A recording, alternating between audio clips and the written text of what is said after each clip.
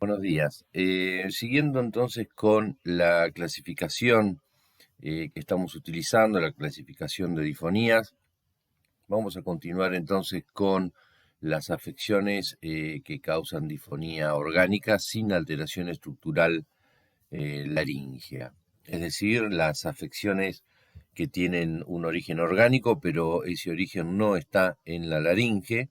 Entonces, cuando uno realiza el examen laringio, no vemos una alteración en cuanto a la estructura de la laringe. Si repasamos, para hablar de parálisis laringea, repasamos lo que es la inervación de la laringe. Tenemos que está dada por el nervio neumogástrico, que es el 10º par craneal, y que tiene su rama, una rama alta que da ni bien emerge del agujero rasgado posterior, que es el nervio laringeo superior, que es este que se ve acá, que tiene una rama interna o medial y una rama externa o anterior. Ven que se va hacia la parte anterior de la laringe. Esta es la vista posterior de la laringe. De acá vemos algunos de los músculos: el ariteno epiglótico, el crico aritenoideo posterior, el interaritenoideo, el crico aritenoideo lateral. Entonces, vemos como el laringeo superior da ramos, sobre todo para la epiglotis, toda lo que es la supraestructura laringea. Y el ramo anterior o rama externa del laringeo superior se va hacia adelante a dar inervación motora al músculo cricotiroideo, que es el músculo tensor de las cuerdas vocales y es el único músculo inervado por el laringeo superior. Las ramas mediales o las ramas internas del nervio laringeo superior, son estas que aparecen acá, llevan entonces inervación sensitiva de todo lo que es la estructura supraglótica, epiglotis, bandas ventriculares, ventrículos y parte de la cuerda vocal. Y acá vemos el nervio laringio inferior o recurrente, nosotros lo llamamos nervio recurrente, que es rama también del neumogástrico, que a la derecha nace a la altura de la arteria subclavia y a la izquierda nace a la altura del callado de la arteria aorta.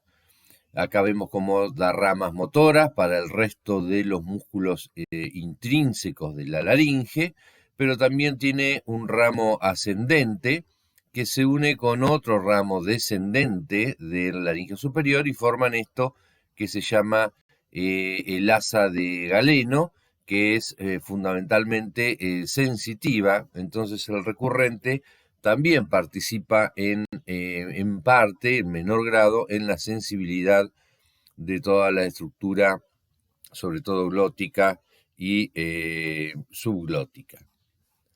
Acá vemos entonces el nervio vago o neumogástrico derecho, como viene descendiendo por el cuello desde su emergencia por el agujero rasgado posterior, pasa por delante de la arteria subclavia derecha, desciende hacia el tórax, acá entra en el tórax, y ven cómo da esta rama que vuelve a la altura entonces de la subclavia derecha de la arteria, por eso se llama recurrente, ¿sí? Porque vuelve y asciende entre la tráquea y el esófago para llegar a la laringe.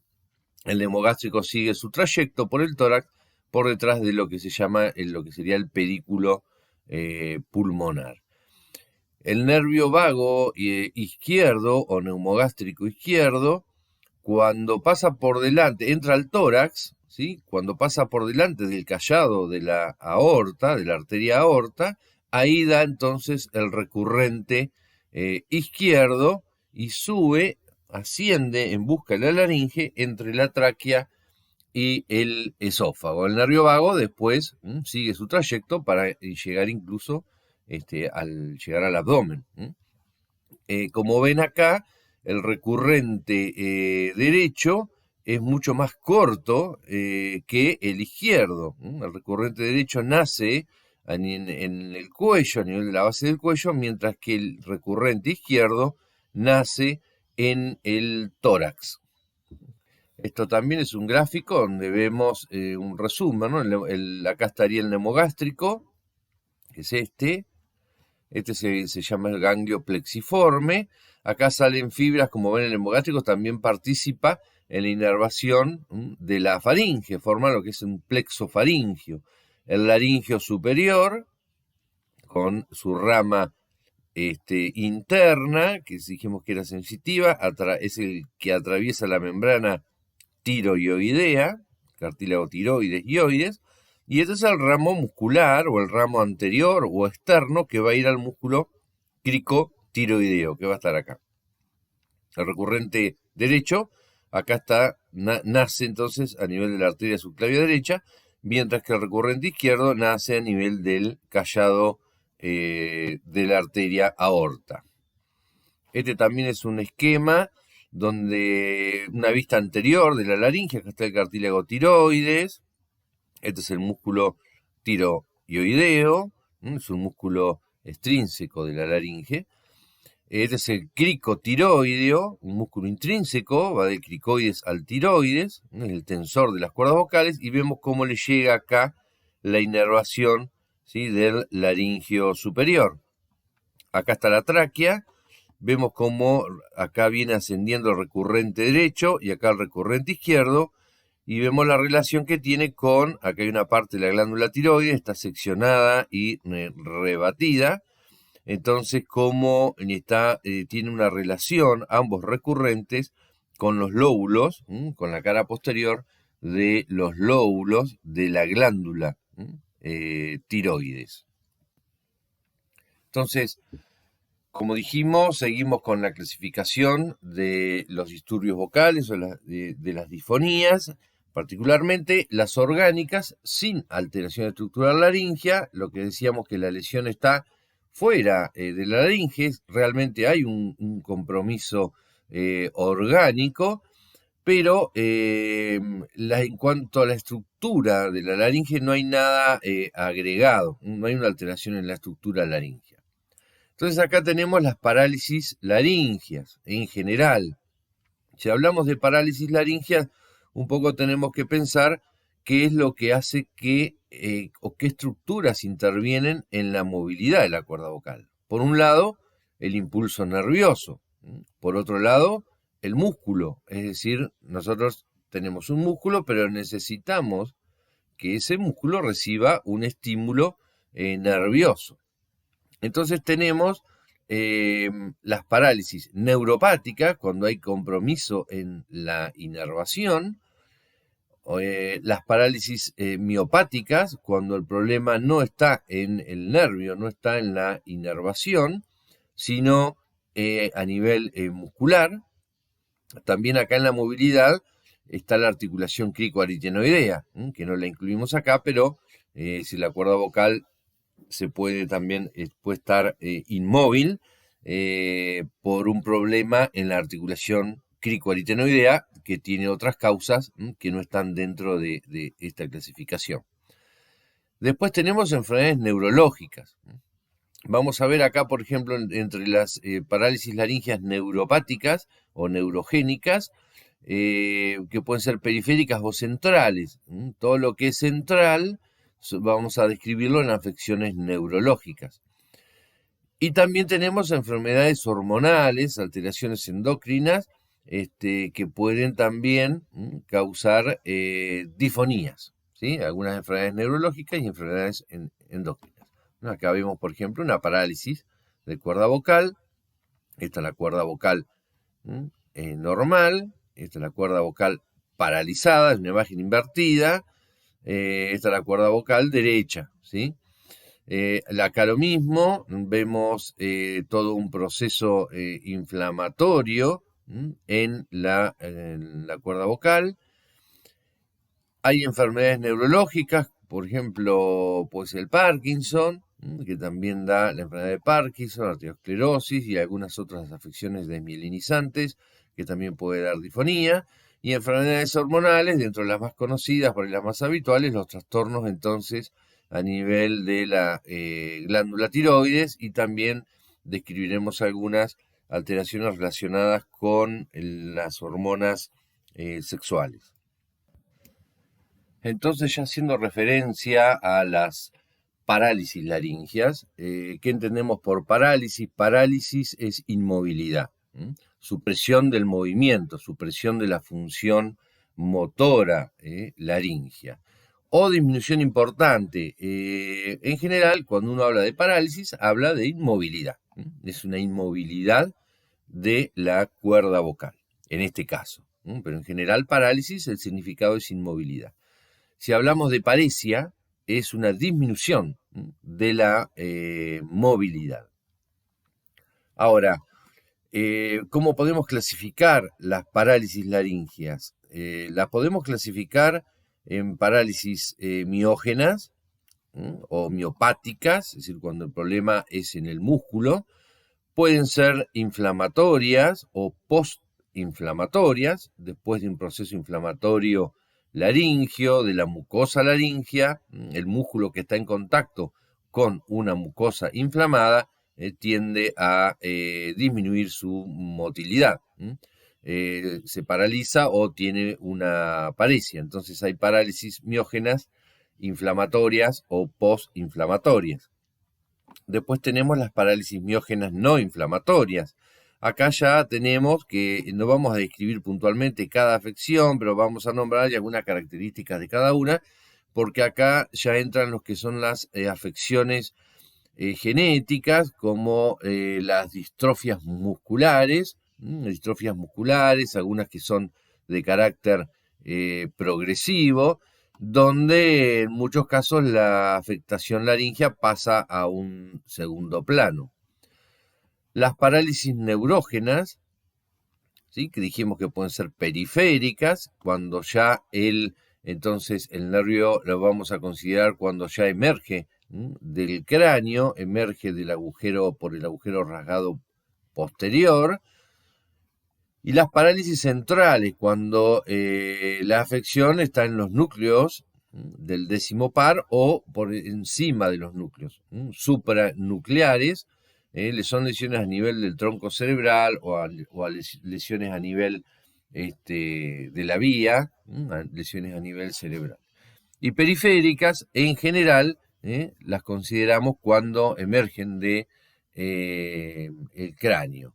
Hay un trayecto que sería desde el tronco cerebral, cuando el nervio ya está conformado, esos axones, desde el tronco cerebral hasta el agujero rasgado posterior, que también pueden ser consideradas periféricas, pero intracraneales. También podemos clasificar las parálisis laringias de acuerdo a la extensión de la lesión. Entonces tenemos parálisis unilaterales, obviamente hay dos recurrentes, entonces puede ser derecha o izquierda, lo mismo el laringio superior. Parálisis bilaterales, pueden estar paralizados todos los músculos intrínsecos de la laringe, o puede haber parálisis parciales de alguno de los músculos intrínsecos laringios, pero siempre bilaterales. Entonces tenemos parálisis unilaterales, parálisis bilaterales, y después lo que son las parálisis asociadas, es decir, ¿está comprometido el nervio neumogástrico o hay otros pares craneales que también están comprometidos? En los casos que haya compromiso de otros pares craneales, hablamos de parálisis asociadas. ¿Qué pares craneales se ven afectados en este tipo de parálisis? El glosofaringio, que es el par craneal número 9, el neumogástrico, obviamente, el nervio espinal, justamente el glosofaringio, el neumogástrico y el espinal, el 9, 10 y 11 par craneal, emergen juntos de la base del cráneo por el agujero rasgado posterior, o también llamado agujero yugular, porque tiene una relación íntima con la vena yugular interna, que en ese lugar hace un codo que se llama el golfo de la vena yugular interna. También puede haber parálisis asociadas con lesiones del 12º par craneal, que es el nervio hipogloso, que está cerquita también su emergencia, está a nivel del agujero condilio anterior. Este tipo de parálisis asociadas, donde nosotros vamos a ver no solo una parálisis de cuerda vocal, sino lesión de órganos cuya inervación depende del glosofaringio, depende del espinal o depende del hipogloso. Este tipo de parálisis entonces pueden ser intracraneales, lesiones entonces dentro del cráneo, o extracraneales. En general, las extracraneales son lesiones bien altas cerca de la base del cráneo o en el mismo agujero rasgado posterior. Es decir, como si un paciente tuviera una parálisis de cuerda vocal, una difonía por una parálisis de cuerda vocal, pero a su vez también tiene problemas en la motilidad lingual, tiene problemas en la motilidad de la cintura escapular, es decir, del hombro, no puede elevar el hombro, saca la lengua y se desvía, o tiene problemas en la motilidad del paladar blando. Entonces, cuando se juntan esta sintomatología, pensamos en que hay compromiso no solo del neumogástrico, sino de otros pares craneales, y en qué lugar va a ser lesiones altas, porque es donde los nervios están juntos. Después, en la medida que descienden en el cuello, algunos quedan ahí cerquita, como el glosofaringio, y otros descienden y se van separando. Entonces, si hay lesiones que comprometen a todos, siempre uno busca a nivel alto. Entonces, vamos a hablar en esta oportunidad puntualmente de las parálisis unilaterales de cuerda vocal, haciendo referencia un poco a las lesiones del nervio recurrentes y las parálisis neuropáticas o neurogénicas periféricas. Las centrales las vamos a escribir aparte. Las parálisis unilaterales con cuerda vocal en abducción. Es decir, se paraliza la cuerda vocal y tiende a alejarse de la línea media. Veremos en qué posición queda. Ahora, hay algunas consideraciones generales, como decir, por ejemplo, que las parálisis laringeas de tipo neuropática periférica unilateral representan el 90% de las parálisis laringeas. Pueden presentarse a cualquier edad de la vida. Es indistinto para ambos sexos. En los casos de compromiso, por ejemplo, de la glándula tiroides, la patología tiroidea ahora es más frecuente en la mujer que en el hombre. Entonces, en esos casos relacionados con patología tiroidea, tal vez es más frecuente en la mujer. Es más frecuente del lado izquierdo, la parálisis de cuerda vocal unilateral periférica por lesión recurrencial es más frecuente del lado izquierdo. ¿Por qué? Porque el recurrente izquierdo es más largo. Entonces hay varios lugares donde puede verse afectado.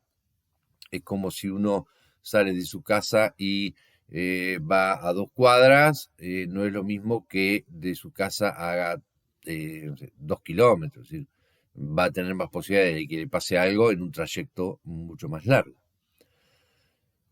Bien, también en estos casos debemos determinar que es muy importante, sobre todo para las posibilidades de rehabilitación fonoaudiológica y para lo que es la terapéutica en sí, determinar las características y funcionalidad de la cuerda inmóvil. Es decir, vamos a tener que determinar, ustedes van a tener que saber en qué posición está la cuerda, cómo es el carácter del trofismo de la cuerda vocal, el tiempo que hace que tiene la parálisis, todo lo que tenga que ver con la función, para evaluar las posibilidades de rehabilitación. ¿Sí? Y obviamente eso nos va a dar las posibilidades que tenga el paciente de recuperación, un pronóstico. Bien, en cuanto a los tipos de parálisis unilateral, dijimos aisladas, obviamente, o asociadas. Aisladas, lesión únicamente del nervio laríngeo superior o del recurrente, lesiones del neumogástrico nada más, o asociadas con otros pares craneales. Acá vemos, por ejemplo, el tronco cerebral, el bulbo, lo que es protuberancia, mesencéfalo, esto es lo que se llama el cuarto ventrículo, Y acá vemos la emergencia de los últimos pares craneales. Acá tenemos el agujero rasgado posterior y acá está el condilio anterior. Esto es la base del cráneo. Acá tenemos el glosofaringio, el neumogástrico y el espinal. 9, 10, 11 emergiendo juntos, saliendo juntos de la base del cráneo por el agujero rasgado posterior. Mientras que el hipogloso, el duodécimo par craneal, emerge por el agujero condilio anterior. Entonces, asociadas generalmente son lesiones altas a este nivel, nivel de la base del cráneo. Acá tenemos la otra, por ejemplo, podemos tener otro tipo de lesión alta del décimo par. Son lesiones a nivel del ganglio plexiforme, con compromiso de los nervios faringios, laringio superior y obviamente recurrente homolateral. Acá tenemos el neumogástrico, acá tenemos el ganglio plexiforme, entonces son lesiones altas. Si hay un compromiso del laringio superior, pero también existe compromiso de la inervación motora faríngea o de la sensibilidad, entonces pensamos en lesiones altas del neumogástrico. Podemos tener una lesión aislada del laringio superior, que es más raro, es decir, acá está el laringio superior, es este. Vemos cómo las fibras motoras van al cricotiroideo, es la rama externa o rama anterior del laringio superior, y esta es la rama interna, que es la rama sensitiva. Entonces, lesiones sobre el laringio superior, lesiones aisladas del laringio superior. En estos casos, generalmente el paciente va a tener problemas para pasar de tonos graves a tonos agudos, porque el cricotiroideo es el tensor de las cuerdas vocales, entonces puede haber dificultad o va a existir una dificultad para pasar de notas graves a agudo, donde este músculo cumple la función importante de tensar las cuerdas vocales. Y a su vez también estos pacientes van a tener trastornos en la sensibilidad supraglótica con, por ejemplo, tos con ingesta de líquido, carraspeo, tendencia incluso a veces a la broncoaspiración. También podemos tener lesiones recurrenciales, que es la que vamos a hacer referencia por ser dijimos, las más comunes, el 90% de las parálisis unilaterales de cuerda vocal. Entonces acá tenemos lo que ya dijimos, el recurrente derecho, acá el recurrente izquierdo, como entonces van a la laringe, uno desde la base del cuello, otro desde el tórax, ascienden entre la tráquea y el esófago para llegar a la laringe. Y acá tenemos el laringio superior. Entonces, resumiendo, los tipos, dijimos, aisladas, lesión del neumogástrico o asociada lesiones con otros pares craneales. Lesión del neumogástrico nada más, pero una lesión alta. Entonces acá vamos a tener compromiso del plexo faríngeo y del laringio superior y recurrente también homolateral. La otra es lesión exclusiva aislada del laringio superior. Y la otra es la lesión ya del nervio recurrente. Con respecto a la etiología, al origen, las lesiones altas del décimo par craneal, es decir, a nivel de ganglio plexiforme, como les decía, con compromiso del plexo faríngeo, inervación motora de la faringe. También van a tener lesión, obviamente, de las ramas del neumogástrico, del laringio superior y el laringio inferior, o recurrente homolateral, porque si la lesión está acá arriba, hay una lesión alta, de ahí hacia abajo no vamos a tener estímulos. Entonces, cuanto más alta está, más son las estructuras, mayor son las estructuras que se ven afectadas. ¿Cuándo puede ocurrir esto? Lesiones bien altas del neumogástrico.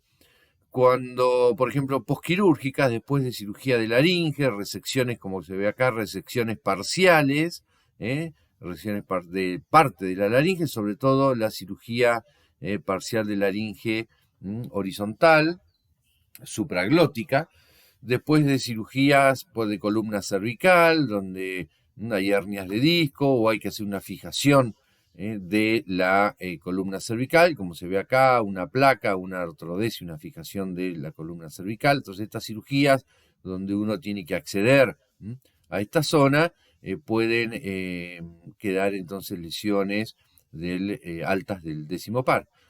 Tumores altos, como por ejemplo los tumores, acá está la vena yugular interna, tumores del golfo de la yugular, se llaman tumores glómicos o glomus yugular.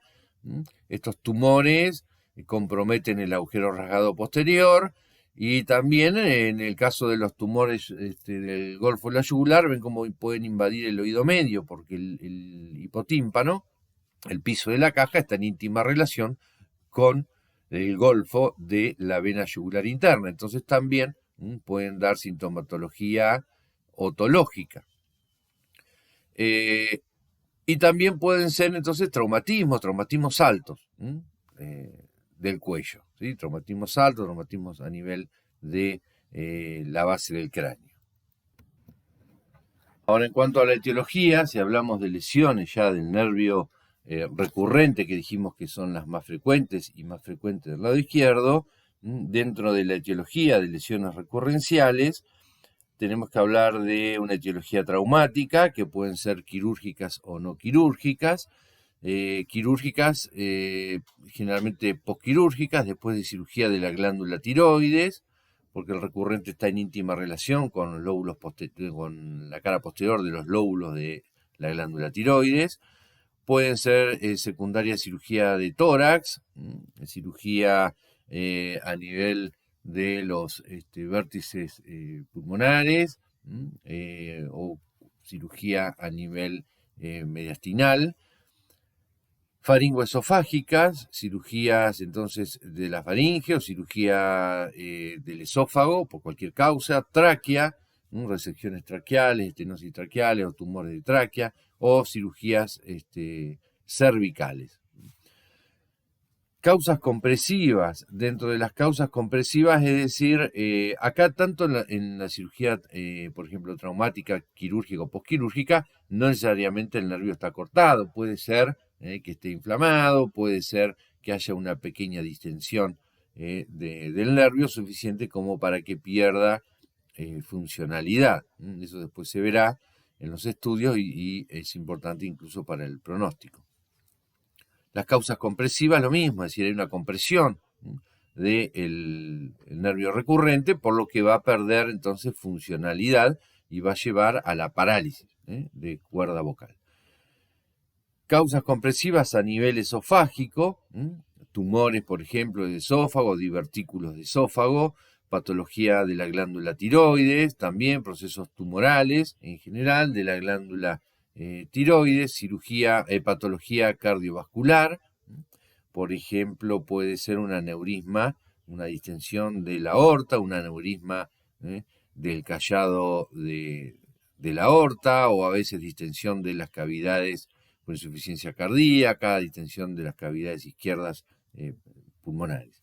Patología broncopulmonar, sobre todo a nivel de los vértices pulmonares, puede ser tumores o el cáncer de pulmón. De hecho, la evolución de un cáncer de pulmón, cuando aparece una parálisis de cuerda vocal, es de mal pronóstico, incluso hasta varía el estadio. Patología del mediastino.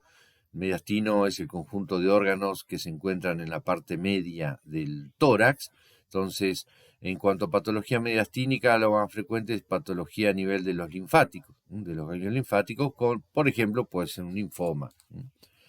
Fibrosis de los músculos escalenos, no es tan frecuente, pero están los músculos escalenos, también están en íntima relación con el hemogástrico y pueden causar compromiso. Después tenemos las causas tóxicas por intoxicaciones, el saturnismo, intoxicaciones con plomo, por arsénico, la diabetes o el etilismo crónico que producen polineuropatías, es decir, afección de los nervios periféricos, no solo de recurrentes, sino de otros nervios periféricos, sobre todo los miembros inferiores. Enfermedades infecciosas que pueden producir parálisis recurrencial, puede ser la gripe, la difteria, que no se ve actualmente en nuestro país, pero hay que tenerla en cuenta, la difteria, la fiebre tifoidea, la sífilis. Hay un porcentaje que son causas idiopáticas, ¿sí? Desconocidas, que representan entre un 10 al un 30%. Después tenemos causas posintubación.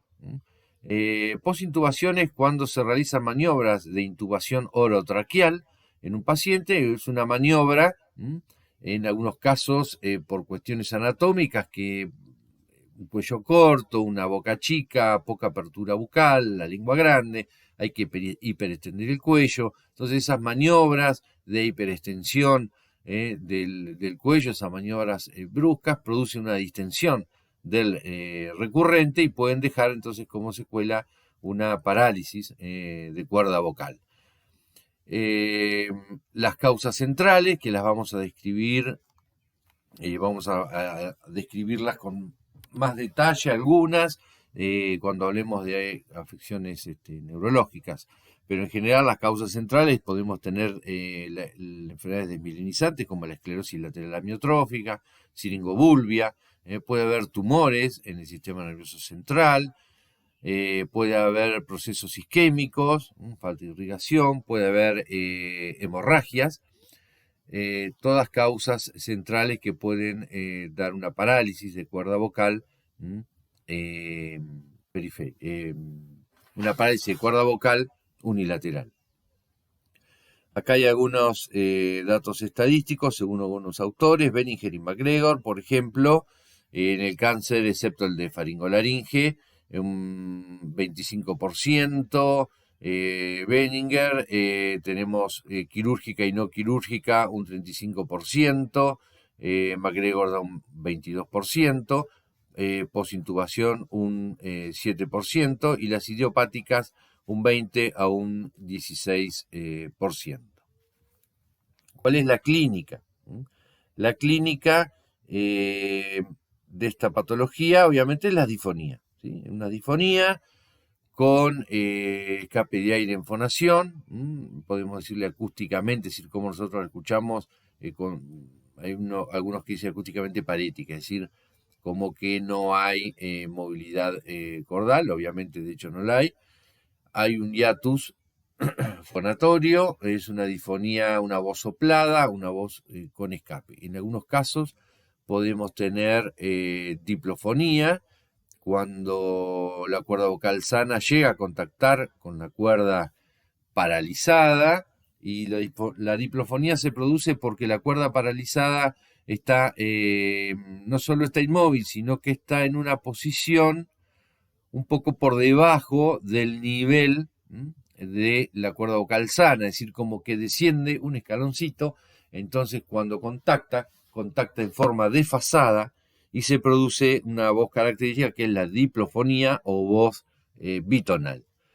Van a tener disnea al hablar porque se va a fatigar, va a tener un tiempo de fonación muy corto, incoordinación fonorrespiratoria, puede haber tos, carraspeo. Si esto está muy marcado o hay tos importante, carraspeo, sobre todo con la alimentación, con la ingesta de líquidos, hay que pensar también en alguna lesión asociada del laringe superior. Va a haber hiperventilación porque tiene coordinación fonorrespiratoria, entonces tiene que tomar aire, hacer inspiraciones seguidas, eso lleva una hiperventilación, lo que le puede dar también mareo. Pero en general, la sintomatología es una disfonía con escape, una voz soplada, acompañado ¿no? de diplofonía.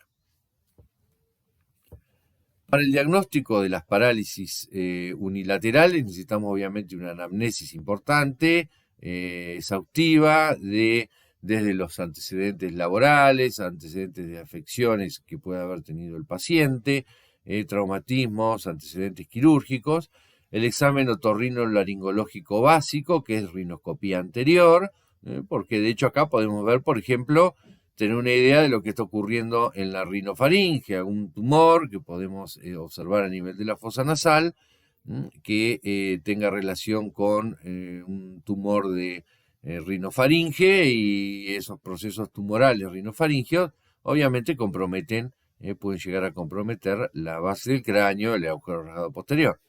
Vamos a hacer una laringoscopía indirecta. Otoscopía, dijimos que algunos procesos tumorales como el glomus se puede observar, entonces un compromiso del oído medio, un examen del cuello, de los ganglios, palpar las cadenas ganglionares del cuello, palpar la glándula tiroides, la tráquea y ver la movilidad laringea. Se van a realizar estudios complementarios. Dentro de estos estudios, obviamente, los que tienen que ver con el examen otorrinolaringológico, que es una fibroscopía laringea o videofibroscopía laringea, una videoestroboscopía. Estos estudios complementarios, entonces, por un lado, apuntan al diagnóstico etiológico, es decir, una vez que nosotros determinamos que el paciente tiene una parálisis unilateral de cuerda vocal, tenemos que ver cuál es el origen, porque dijimos que esto es algo orgánico que está fuera de la laringe. Entonces tenemos que dirigir los estudios un poco apuntando a la etiología, ¿sí? Buscar a ver dónde puede estar el problema. Recuerden que hay un porcentaje alto de que son de origen idiopático, donde no encontramos una causa, ¿no? Eso por un lado. Y por otro lado, vamos a realizar estudios para la exploración funcional de la voz, ¿sí? Esto es importante porque va a determinar un poco las posibilidades de rehabilitación que tiene ese paciente y su pronóstico. Obviamente esto está muy ligado a la etiología, al diagnóstico etiológico, porque si es un problema, un tumor o una sección completa del nervio recurrente, bueno, desde lo funcional vamos a estar un poco complicados en cuanto a la rehabilitación, ¿no? Entonces, lo funcional también está ligado, obviamente, con lo etiológico. Se van a necesitar, en muchos casos, interconsultas con neurología para descartar causas a nivel centrales, con endocrinología, estudios hormonales, gastroenterología, sobre todo para ver lo que es esófago, cardiología, si sospechamos patología cardiovascular, una placa, por ejemplo, vamos a ver una placa de tórax, acá vemos la silueta cardíaca, estos son los diafragmas, ahí, estos son los campos pulmonares, la clavícula. Bien, entonces vemos sobre todo acá los vértices, el recurrente derecho nace a este nivel, mientras que el izquierdo nace acá, en el tórax. Tomografías computadas, acá está el cartílago tiroides, estos son los senos piriformes, una vértebra cervical, como para ver entonces la estructura perilaringea o paralaringea o hipofaringea. Podemos también pedir tomografías computadas, resonancia magnética. Si uno quiere ver ya tronco cerebral, acá está el bulbo, protuberancia, este es el cerebelo, este es el cuarto ventrículo, este es el seno efenoidal, acá tenemos la base del cráneo, está la rinofaringe, entonces a veces tumores rinofaringeos que pueden invadir o dar compromiso alto del neumogástrico y de los otros pares craneales. También a veces se piden estudios contrastados de esófago, como este, acá se ve el contraste, como para ver entonces un tránsito esofágico, ver si hay algún problema a nivel del esófago, una compresión, tumor o divertículos. Es un estudio relativamente simple, pero bueno, también se realiza la endoscopía, ¿no? La endoscopía digestiva alta. Hay unos puntos fundamentales que tenemos que considerar, que son que las exploraciones complementarias indispensables en ausencia de una causa reciente evidente, es decir, cuando nosotros no tenemos una causa evidente, reciente evidente, no, en la anamnesis no surge nada, en el examen no encontramos nada relacionado con cuál puede ser la causa de esa parálisis, lo único que vemos es la parálisis de la cuerda vocal, y bueno, se justifica o es necesario pedir una tomografía computada de base cráneo mediastino superior o una tomografía de tórax que incluya callado aórtico en caso de parálisis izquierda. Esto es porque hay lugares en que con el examen simple nosotros no llegamos a ver, entonces necesitamos estudios complementarios, sobre todo estudios de imágenes. Dentro de esos exámenes que dijimos que realizamos, el examen otorrinolaringológico, típico, la videofibroscopía laringia. Obviamente vamos a ver la inmovilidad de la cuerda vocal. Esto es importante, la cuerda vocal en qué posición se paraliza. Entonces acá vemos una imagen de fibroscopía donde vemos la cuerda vocal izquierda. Esta es una parálisis de cuerda vocal derecha.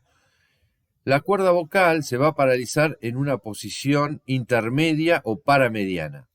Estas son las tres posiciones que puede ocupar la cuerda vocal. La posición mediana, marcada con A, la posición que sería en abducción. C es en abducción total.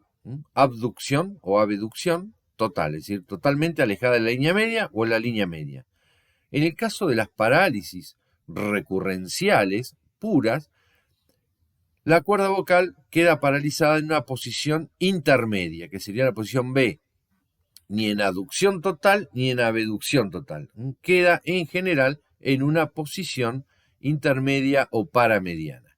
Esto es porque existe una parálisis de todos los músculos intrínsecos de la laringe, homolaterales, del lado del recurrente lesionado, de todos, menos de uno, que es el cricotiroideo, porque el cricotiroideo lo inerva el laringio superior. Entonces, ese músculo no se va a paralizar, se van a paralizar todos menos ese. Al paralizarse los músculos intrínsecos de la laringe, el cricotiroideo que sigue funcionando, tensa la cuerda vocal y la cuerda vocal que tiende a irse hacia la abducción, el cricotiroideo al tensarla la ubica en una posición intermedia. Entonces, cuando la cuerda vocal empieza a alejarse de la línea media, por acción del cricotiroideo, que es el único que está funcionando, la lleva a esta posición intermedia o paramediana. Por lo tanto, es bastante característico y hay que observar en qué posición está paralizada la cuerda vocal, porque esto nos da una idea de que el origen es recurrencial. Entonces, cuerda vocal inmóvil, posición intermedia o paramediana. Otra característica es que si uno mira el aritenoides de la cuerda normal se va a mover normalmente, mientras que el aritenoides de la cuerda vocal paralizada va a efectuar pequeños movimientos rotatorios, como que se va a querer mover, va a hacer un pequeño movimiento rotatorio. Eso es importante porque me está determinando primero que la articulación cricoaritenoidea está bien, porque si el aritenoides no se mueve, ya hablaríamos de una fijación cordal, que es muy diferente. Es decir, no es un problema en la inervación y en el músculo, sino que es un problema en la articulación cricoaritenoidea. En este caso, el aritenoides hace pequeños movimientos rotatorios. ¿Quién lo mueve? Lo mueve el músculo interaritenoideo, porque el músculo interaritenoideo recibe inervación bilateral de los dos recurrentes. Entonces, mitad del interaritenoideo no tiene inervación porque el recurrente ese está lesionado, pero el otro sector sí, recibe inervación entonces del otro recurrente. Eso hace que tenga pequeños movimientos rotatorios. Entonces, una característica que es muy importante para el diagnóstico, cuando hacemos el examen fibroscópico, vemos la inmovilidad de la cuerda vocal paralizada, la vemos en una posición intermedia o paramediana y pequeños movimientos rotatorios del aritenoides. Eso nos da a pensar en una lesión del nervio recurrente. Después tenemos otras cosas como por ejemplo el acortamiento de la cuerda vocal, o también podemos tener trastornos tróficos en la cuerda vocal, que eso tiene que ver un poco con el tiempo de evolución que tiene la parálisis, la pérdida de masa muscular en la cuerda vocal. Entonces va a haber más finita, pérdida de trofismo, adelgazada, va a haber un acortamiento de la cuerda vocal. A veces la laringe tiende a rotarse un poco y hay algunos signos de compensación, como vamos a ver. Pues el paciente, una vez que se instala la disfonía, trata de hacer todo para obtener una buena producción vocal, entonces se instalan mecanismos de compensación, como el aritenoide se viene hacia adelante, hipertrofia de las bandas ventriculares o intentos de fonación con bandas ventriculares, cierre antero-posterior de la estructura supraglótica, mecanismos que son puramente compensatorios. Vamos a ver también un borde cóncavo y obviamente un hiatus, un espacio, dijimos hiatus es espacio, un hiatus fonatorio, entonces va a ser una difonía acústicamente parética, con escape de aire, una voz soplada, sin brillo, sin vibrato. Acá vemos entonces una parálisis de cuerda vocal, una fibroscopía, parálisis unilateral de cuerda vocal. Decimos en aducción, pero queda en posición intermedia. Ven cómo la cuerda vocal, acá está, esta es la cuerda vocal izquierda paralizada, la cuerda vocal derecha, ¿sí?, móvil, y queda un hiatus. El aritenoide es como está un poco volcado, volcado hacia la luz laringea. Vamos a empezar de nuevo. Ahí, esta es la cuerda vocal móvil y la otra, la izquierda, es la cuerda vocal paralizada. Y eso es el hiatus que queda, el hiatus fonatorio. También hay un intento de cierre antero-posterior. Ven cómo la epiglotis avanza un poquito hacia atrás. Estos ya son mecanismos fonatorios. Ahí se ve que la cuerda está completamente inmóvil y el aritenoide no tiene que estar acá, tiene que estar más alejado. ¿Sí? Esta es una parálisis, entonces, de cuerda vocal izquierda. Acá vemos también una fibroscopía, una estroboscopía. Ven cómo esta cuerda se mueve perfectamente, la derecha, la izquierda no. Se mueve. Allá está la tráquea. Esta está inmóvil, en posición intermedia, y queda este hiatus fonatorio.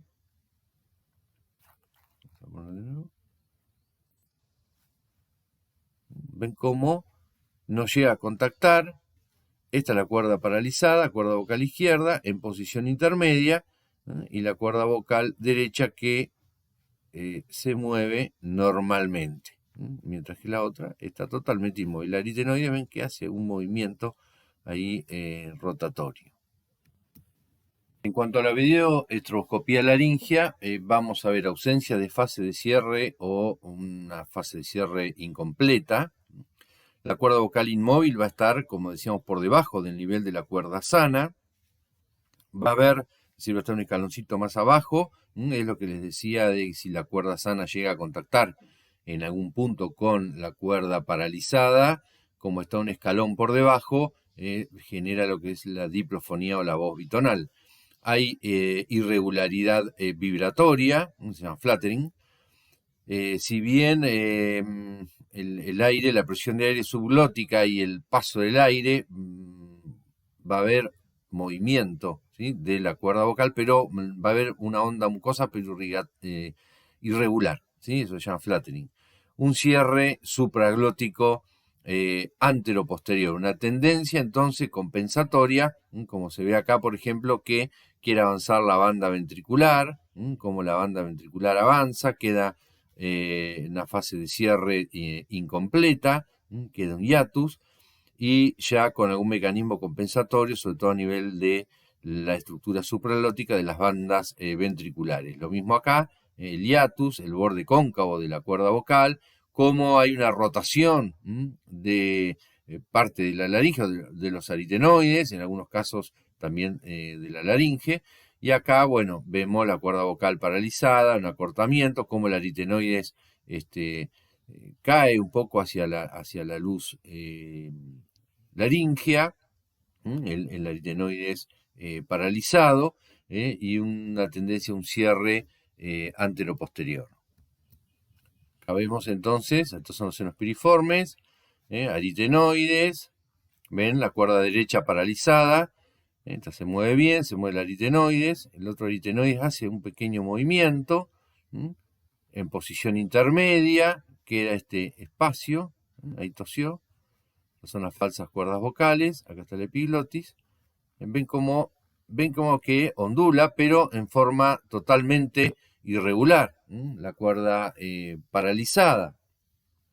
En los puntos que hay cierto contacto se va a generar entonces la diplofonía, pero en general es una voz con escape de aire, una voz soplada, sin brillo. Y hay una tendencia, como ven acá, al cierre anteroposterior. Ven incluso el desfasaje que hay con los aritenoides. Ven las bandas cómo intenta este paciente compensar y cómo se cierra en dirección anteroposterior la laringe.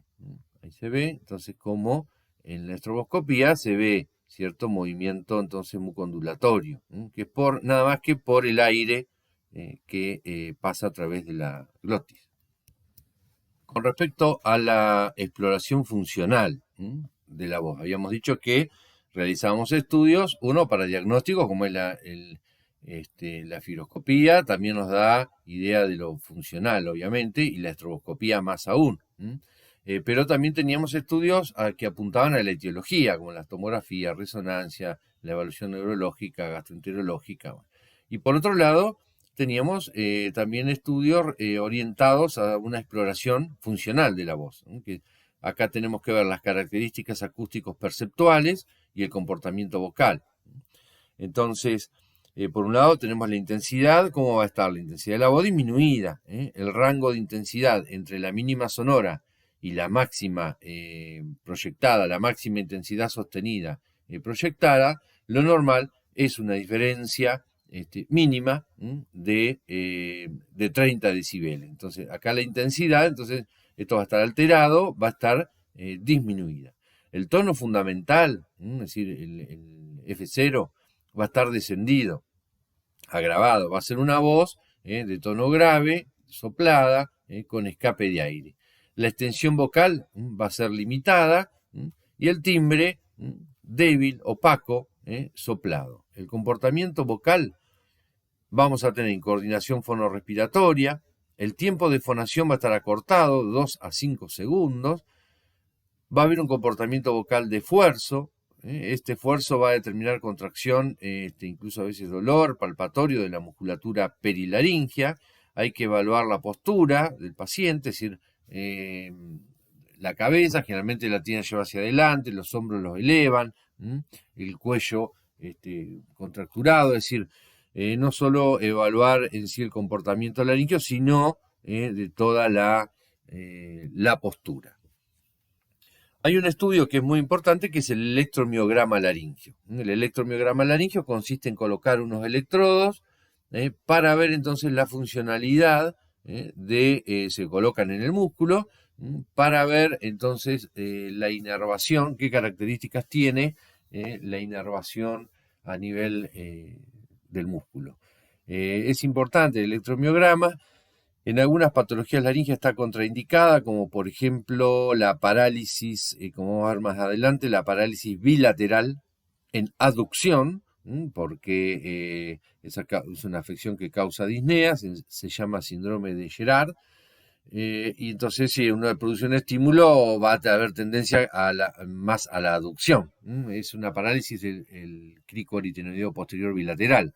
Entonces en esos casos no es aconsejable hacer un electromiograma, pero si no es de un aporte importantísimo. Entonces, podemos encontrar varios patrones, ¿sí? Por un lado, silencio eléctrico, es decir, me va a mostrar que hay una denervación total. ¿Esto qué quiere decir? Que está cortado el nervio, que hay total denervación, hay ausencia de potenciales de acción. Podemos encontrar potenciales de fibrilación, donde hay degeneración nerviosa, denervación muscular, si bien no hay silencio eléctrico, pero hay lesiones importantes del nervio.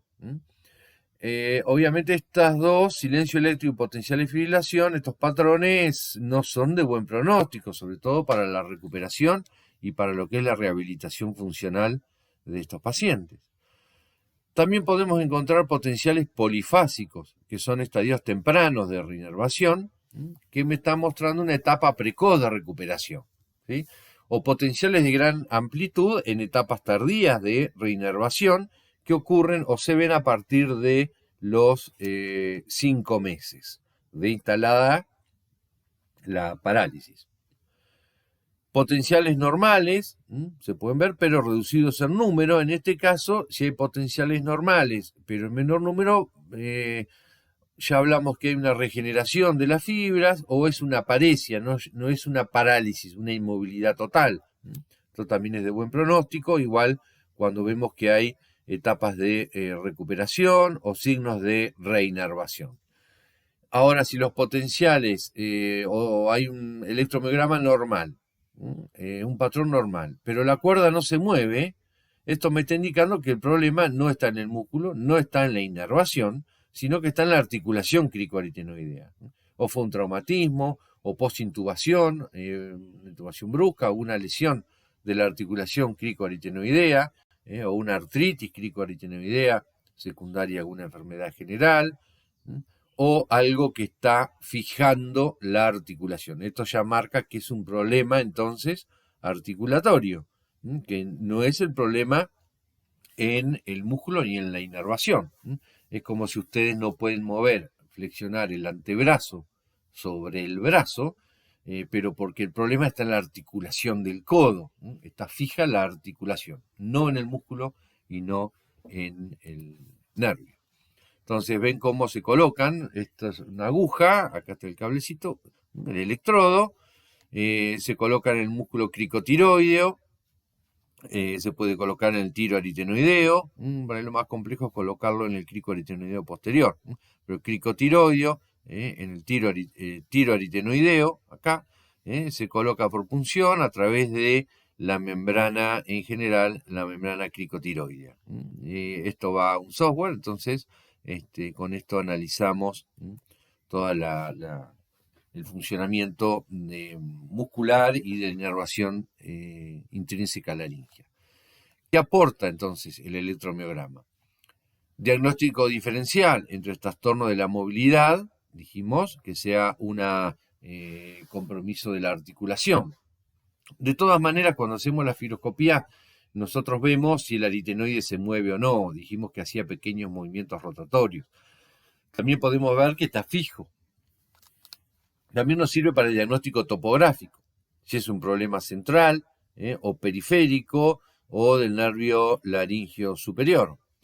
Nos da un interés pronóstico moderado, pueden observarse los potenciales y una cuerda inmóvil en casos de sincinesia y contribución al tratamiento.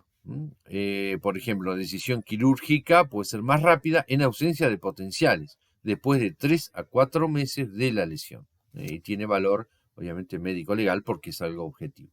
Ahora, en cuanto al tratamiento, si hay denervación total, silencio en el electromiograma, imposibilidad de recuperación desde el punto de vista funcional con una rehabilitación, bueno, un poco eso apura lo que es la conducta terapéutica quirúrgica. Con respecto al tratamiento, en la mayoría de los casos las parálisis idiopáticas de cuerda vocal se recuperan en forma espontánea entre los 6 a 8 meses. Lo mismo en lesiones traumáticas, pero que obviamente no tiene que existir sección del nervio. Acá el electromiograma nos aporta datos importantísimos.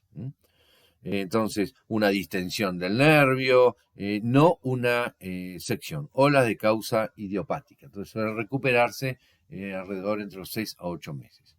Si no se conoce la etiología y no es seguro que se produzca una afectación definitiva, es mejor la actitud expectante, ¿sí? Durante 6 meses a 12 meses.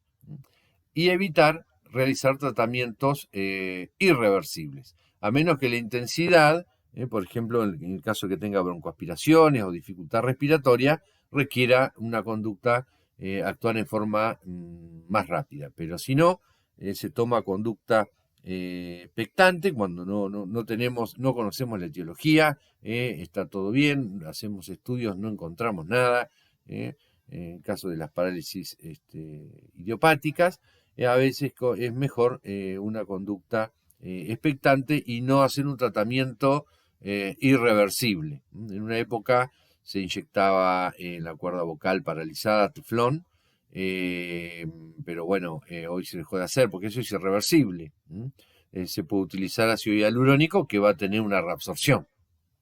Entonces, se puede utilizar, es totalmente reversible, así como algunas cirugías de tiroides, también algunas de parálisis con cartílago, poniendo cartílago tiroides, una tiroplastía, como ahora vamos a ver,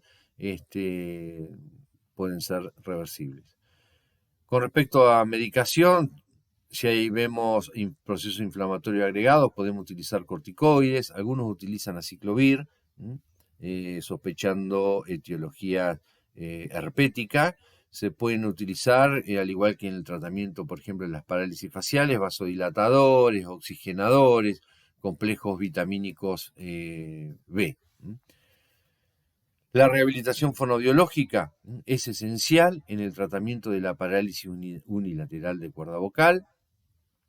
El estudio vocal ayuda a determinar si la rehabilitación puede ser suficiente por sí misma para lograr una buena recuperación vocal, y se debe iniciar desde los primeros días de la parálisis. Y permite evaluar también, no solo la rehabilitación apunta a la parálisis, sino también a las conductas vocales que tiene ese paciente, compensatorias o que supongan una atención inadecuada. Todo lo que les decía hoy, la postura, el cuello, los hombros, la respiración, más allá de la rehabilitación de la parálisis vocal en sí. Estas técnicas de rehabilitación van dirigidas a aumentar la intensidad, disminuir el escape, disminuir el componente aéreo, la ronquera, mejorar la aducción. Hay algunos puntos básicos comunes, después ustedes verán más adelante las técnicas que se utilizan, pero en general se pueden utilizar pequeños ataques glóticos, mecanismos fonatorios reflejos como reír, toser, manipulaciones digitales de la laringe, presión sobre el ala tiroidea del lado paralizado, ejercicios para aumentar la presión subglótica con presión abdominal, la presión de las manos entre sí o con apoyo duro para aumentar la actividad del esfínter de los músculos laringeos, aumento de la altura tonal para utilizar efecto aductor de los músculos cricotiroideos, que dijimos el cricotiroideo es el único músculo inervado por el laringeo superior y que está funcional en este tipo de patología. Entonces podemos utilizarlo, trabajar aumentando la altura tonal, ¿sí? Entonces son algunas medidas como para intentar mejorar el cierre glótico, desde ataques vocales, utilizar entonces mecanismos fonatorios reflejos, la tos, la risa, y apoyado con maniobras digitales sobre la laringe. Con respecto a los tratamientos quirúrgicos en casos de parálisis unilateral, podemos tener técnicas de medialización por inyección. En general se utiliza ácido hialurónico. Si es la cuerda paralizada, se inyecta ácido hialurónico, como acá, por punción. Ahí puede ser por punción, como acá, intraoral, ¿sí? Intraoral, directo a la cuerda vocal, o puede ser a través de la membrana tiroidea para llegar, o cricotiroideo. En general es mejor por arriba, oral, o a través de la membrana tiroidea, punzar e inyectar en la cuerda vocal paralizada ácido hialurónico, entonces la va a medializar. Y la ventaja también incluso que esto es reversible porque va a tener una reabsorción. Depende el hialurónico que uno utilice, puede tener una reabsorción de 6 a 8 meses, algunos puede durar un poco más. Antes se colocaba teflón, pero esto es irreversible, esa inyección de teflón es irreversible, incluso puede producir granulomas en un futuro en la cuerda vocal, por lo tanto se ha dejado de utilizar. También tenemos la tiroplastía. Si hay denervación total y vemos que no hay imposibilidades de recuperación, bueno, se puede hacer una tiroplastía, que ya habíamos hablado algo de esto.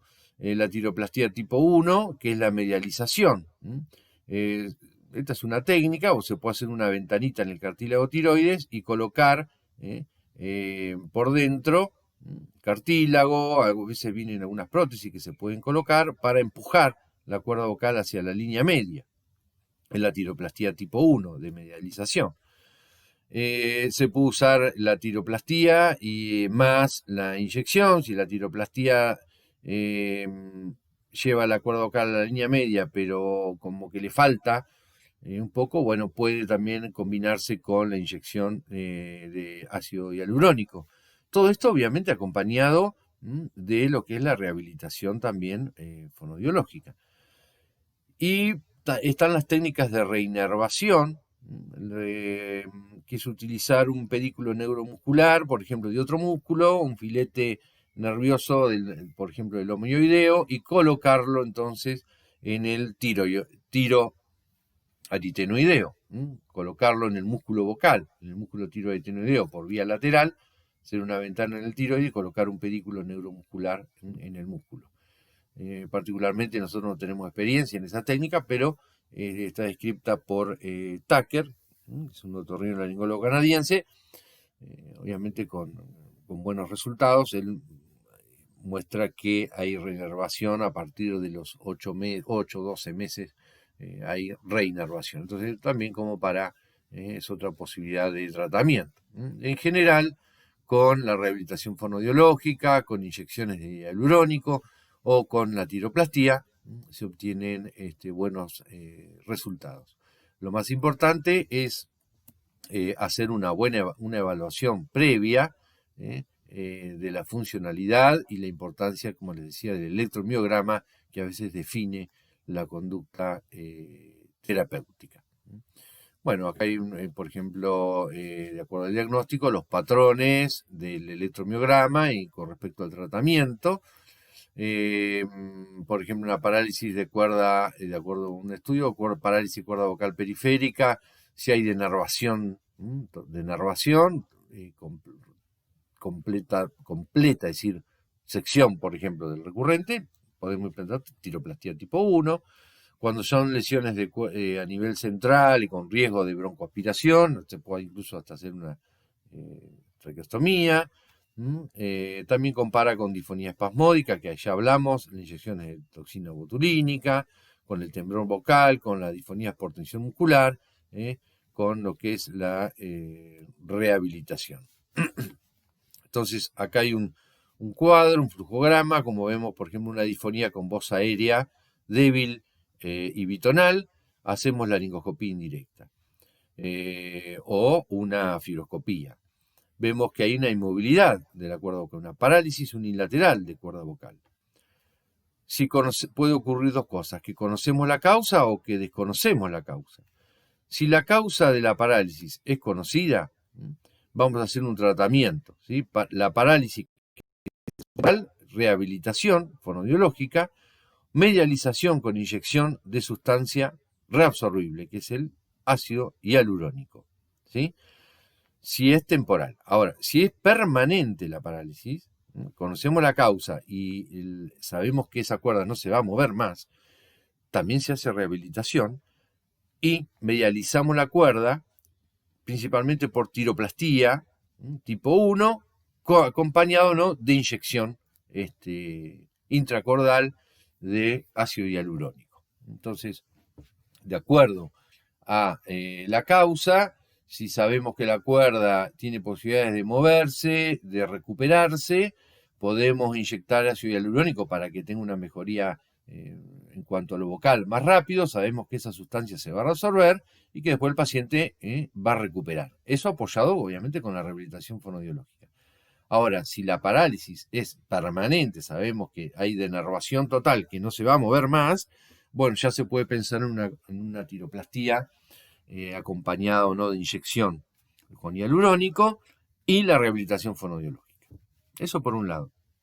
Si no conocemos la causa es desconocida, habíamos dicho, le vamos a tener que pedir estudios, tomografía computada, desde base del cráneo, mediastino, tórax, hacerle un electromiograma, generalmente después de los 15 a 20 días, que es donde aparecen los potenciales de fibrilación. Otras exploraciones complementarias que ya las nombramos, endoscopías digestivas altas, resonancia magnética, interconsultas con cardiología, bueno, lo que comentamos anteriormente. El tratamiento de la causa es en función del diagnóstico. Y por otro lado, el tratamiento de la parálisis. Es decir, acá nosotros conocemos la causa, va a tener que hacer un tratamiento etiológico de la causa. Pero por otro lado podemos hacer el tratamiento de la parálisis. Depende cuál sea la etiología, ¿no? Porque si un paciente, un cáncer de esófago, o tiroides, un linfoma con compromiso mediastinal, a veces el tratamiento de la parálisis puede esperar un poco o puede pasar a un segundo plano, depende de las condiciones, depende del estado general que esté el paciente. Pero si nosotros implementamos tratamiento de la parálisis, vamos a venir a este punto. Si esta etiología sabemos que va a recuperar el movimiento o no va a recuperar el movimiento. En general, el tratamiento de la parálisis en estos casos un poco pasa a un segundo plano o se puede instalar un poco más tardíamente, ¿no? Laringoplastía por inyección o tiroplastía de medialización. No existen recomendaciones absolutas, pero se puede proponer, por ejemplo, una inyección, si es posible la recuperación, si la hendidura no es muy grande y si el resultado después de una tiroplastía es insuficiente. ¿Sí? Es decir, la inyección puede acompañar a la tiroplastía. La tiroplastía, si la hendidura es grande, es decir, que el hiatus, ¿no? El hiatus es muy grande, tiroplastía, y si al revés, si la inyección demuestra que es insuficiente. Así que se puede combinar la tiroplastía con la inyección. Hay que realizar un acompañamiento del paciente, hay que explicarle bien lo que está ocurriendo, la posibilidad de que esto sea, la parálisis sea temporal o permanente, presentarle obviamente las opciones de tratamiento. El paciente va en parte a decidir qué tratamiento. Nosotros le vamos a presentar las opciones que tiene de tratamiento. El 72% recupera la voz, 34% con movilidad parcial o total, 38% con medialización por reinervación. Sin embargo, el 62% no logra una voz adecuada. Siempre cuando hay una parálisis hay reinervación contralateral. Reinervación no referente a la cirugía, ¿no? Sino a la reinervación natural contralateral. Entonces, un 34% con movilidad parcial o total y un 38% la cuerda vocal se empieza a medializar por la reinervación de recurrente contralateral. Inyección de material reabsorbible los primeros 8 a 12 meses en parálisis unilateral, es decir, durante los primeros 8 a 12 meses uno puede inyectar entonces material reabsorbible. O tiroplastía tipo 1 mayor a los 8 meses, es decir, después de los 8 meses de instalada la parálisis, uno puede pensar en una tiroplastía. Bueno, muchas gracias. Seguiremos después con las parálisis cordales bilaterales, en aducción, en abducción, las parálisis parciales y totales laríngeas. Gracias.